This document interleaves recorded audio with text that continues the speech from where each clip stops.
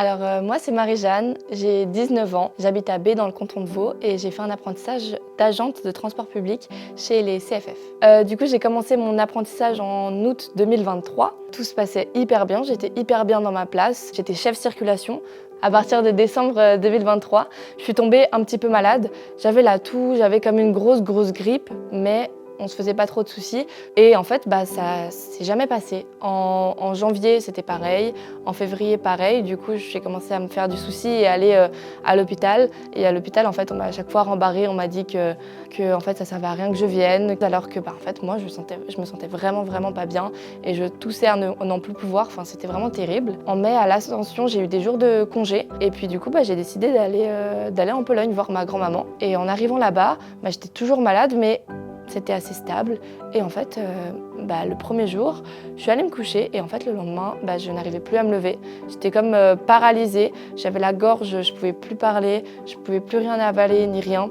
Donc elle m'a emmenée directement à l'hôpital et là-bas ils m'ont fait une prise de sang et ils ont remarqué que en fait j'étais en train de faire une septicémie. Et du coup suite à ça, j'étais hospitalisée en Pologne pendant une semaine avant d'être rapatriée en Suisse.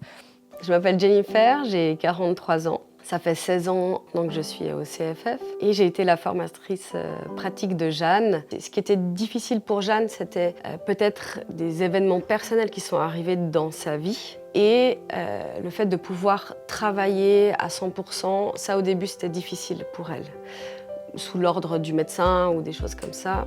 J'ai eu de la chance parce que ici à mon apprentissage, ils étaient hyper compréhensifs. Quand j'étais malade, même avant ma septicémie, ils comprenaient, ils ne voulaient pas me stresser, m'obliger à venir travailler, il n'y avait pas de pression. Mais en fait, la pression, je me la suis créée moi-même parce que pour moi, c'était ma place d'apprentissage, c'était hyper important, c'est le travail, c'est les études. Du coup, même quand j'étais malade et que je pouvais avoir des arrêts maladie, en fait, moi, je forçais pour venir travailler. Je faisais des horaires en plus qui étaient très compliqués, irréguliers, etc. En plus, j'allais beaucoup au sport. Je fais de la gymnastique et les fois où, à cause de mes horaires, je ne pouvais pas aller à la gymnastique, je compensais avec soit de la course à pied, soit du fitness. Donc, en fait, j'étais tout le temps en train de bouger. Et en fait, j'ai pas pris une seconde pour me poser et réfléchir à ce qui était en train de m'arriver. Et puis donc je suis retournée au travail et en fait ça allait pas, mais je me suis dit que ça allait aller. En fait, fondamentalement, mon corps, il allait bien. En fait, j'ai pas remarqué que j'étais en train de bousiller ma santé mentale. Et c'est que en juillet, où en fait, d'un coup, c'est comme si mon cerveau s'était totalement déconnecté. Et je pense qu'heureusement que ma maman elle est arrivée ce jour-là pour m'emmener à l'hôpital parce que je pense que j'aurais pas passé la nuit, pas à cause de ma santé physique, mais vraiment à cause de ma santé mentale. Et je suis très reconnaissante de ma maman qui m'a amenée du coup à l'hôpital ce soir-là, où j'ai pu enfin voir un psychiatre qui m'a dit en fait tu existes et oui, il t'est arrivé quelque chose, on va prendre soin de toi et tout va bien se passer. En fait, je pensais que je devais juste subir ce qui m'était arrivé et que c'était de ma faute et qu'il fallait que je continue, il fallait rien que je lâche. Mais en fait, c'était moi que j'étais en train de perdre et c'est ça qui était terrible. J'ai commencé à voir une psychologue, une psychiatre, etc. Et puis, elle a pu me diagnostiquer une dépression que j'étais en train de combattre. Elle m'a dit que j'avais fait un burn-out, d'où le sentiment de délaissement total et que j'avais un trouble obsessionnel compulsif, d'où le fait que en fait, j'étais tout le temps en train de vouloir contrôler et en fait je me rendais pas compte. Pour moi, je pouvais avoir 7 ans de vie en une journée, ce qui est pas possible pour une fille de 17 ans à cette époque. Et j'ai vraiment eu de la chance parce qu'à mon apprentissage, ils m'ont dit on laisse couler. Ils m'ont donné 1 mois pour vraiment me remettre en marche et vraiment être calme. Et puis j'ai repris ensuite le travail. Et ensuite, je ne pouvais plus retourner faire ce que j'avais commencé comme apprentissage. Donc en fait, j'ai tout simplement changé de filière où je me suis occupée de l'information à la clientèle.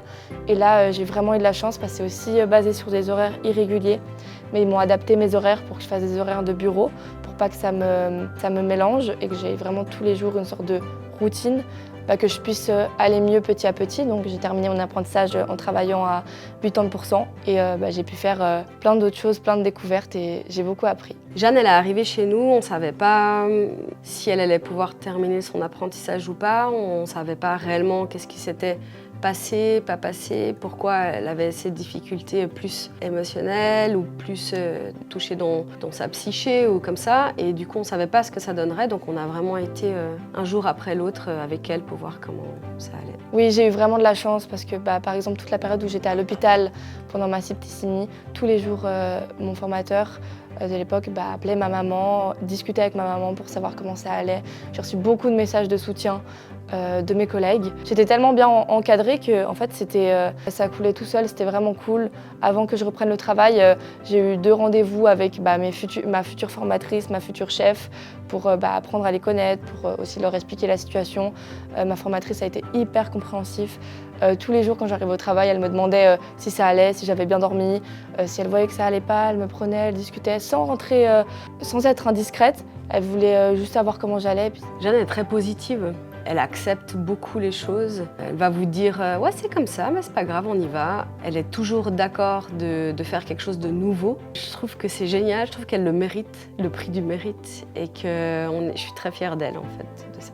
Je pense que mes sources de motivation dans les moments difficiles, c'était mon entreprise. Parce qu'en fait, c'est hyper motivant quand tu as un cadre qui est chaleureux et quand les gens sont sympas, tu as vraiment envie de venir au travail.